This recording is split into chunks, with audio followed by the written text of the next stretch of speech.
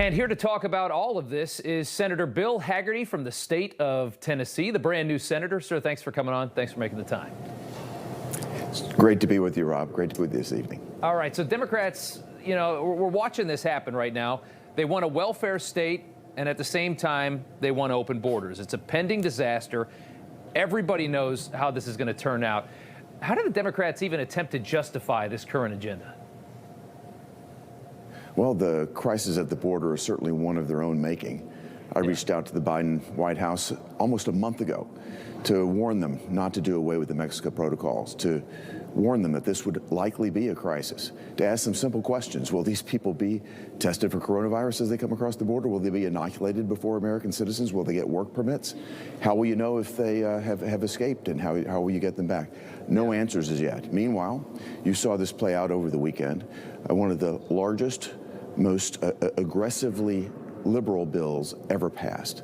$1.9 trillion at a time where we already have $1 trillion from previous COVID relief packages that have yet to be spent. Right. This wasn't about pandemic relief. This was the Democrats utilizing a crisis to push through their liberal agenda yet again.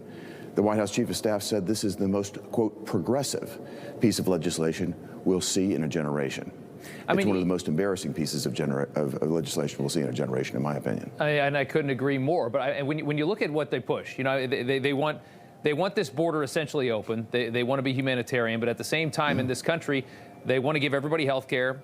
They want to give everybody a college education. Yeah. These are all mainstream Democrat ideas. When you put those two things together, it is a recipe for disaster. No other country in the world would even attempt to do something like this because you know what's going to happen. It's going to be a massive flood at the southern border. How do they not understand that? Yeah. Well, we actually tried to clean some of this up over the weekend. We actually tried to make certain that illegal immigrants would not get stimulus checks. The Democrats blocked that. Even felons in penitentiary right now, they're going to get stimulus checks while they're in the penitentiary. These are creating all the wrong incentives, and particularly, as you say, when they sat there and blocked our attempt to block these stimulus checks from going to illegal immigrants, we're saying that's just an invitation to come right across the border. That's exactly what's happening right now. We're going to see record numbers of people cross the border, record amounts of children in these detention facilities under a Republican administration. They call them cages. Right. But that's what's happening. It's unfolding right now. Yeah, it's unbelievable. The Senate passing, like you just said, $1.9 trillion. Some of the things that it includes: money for bailing out the blue states. That's a lot of it. $1 billion for racial justice provisions for farmers. Figure out what that is. $175 million for the Corporation for Public Broadcasting. $50 million for environmental justice grants. There's a lot of pork in this thing. You tried to send this back to committee on Saturday. Let's take a listen. Our motions would simply send this legislation back to committee for 3 days so it can be reviewed in a bipartisan manner. These motions would ensure that the legislation supports proven bipartisan programs before launching new programs or spending more money on programs that are already flush with cash. So obviously that didn't happen. We know how it turned out. You know, they say 9% of this is actually going to COVID relief. How much of this bill is garbage, in your opinion? Obviously, the vast majority of it, well over 90%. In fact, less than 1% is actually going to vaccines. So we've got a real problem with this bill. And, you know, what you've seen is something that I would have never imagined happened in America. Yeah. This is a 50-50 Senate, very closely divided nation right now. And they shoved this through on a completely partisan basis, not a single Republican vote. They didn't spend a minute in committee. That's exactly the way the Senate is designed to try to help improve legislation. They bypassed that completely. That was what my suggestion was. That was what my amendment was, is to send it back to committees and let us work on this in a bipartisan basis. Yeah. But no way. They were having none of that. They just rammed it through. It really is unbelievable. I want to talk about H.R. 1, the Voting Rights Act, passed the House, headed to the Senate next. It does a lot of things, including essentially federalizing large parts of our election process, something Democrats love. Biden also issued an executive order on elections yesterday. And I want to get your take on what is he doing there. He's got an executive order while at the same time they're trying to push their bill through. Why is that?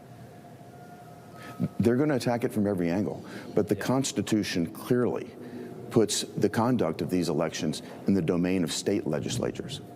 What the Democrats want to do is federalize it at every turn. They're going to loosen it, continually loosen the requirements. They're even talking about not allowing states to require photo ID. They want to be able to sign up by internet. this is going to be fraught with opportunities for more fraud and more or less security, I should say. Yeah. Yeah, as long as it's not a recall of Gavin Newsom, I guess they don't really care about the rules and the standards, huh? You have your own election security bill on the table. You said this, quote, I've introduced legislation to strengthen the Electoral College process by ensuring that federal taxpayer dollars do not support presidential elections in states that violate the Constitution by failing to follow state election statutes. It was a major issue this past November. Talk about your bill. Rob, what it would do is it would force an audit of all the states of the federal elections that took place across the states in 2020. Yeah. There were some very serious constitutional problems that took place. And these problems would have to be addressed. They'd have to be fixed before they get another federal dollar. Over $800 million was spent on, quote, election security in the 2020 election. And if states are going to violate the Constitution, they certainly don't deserve to get any of that federal money. That makes sense to me. It absolutely does.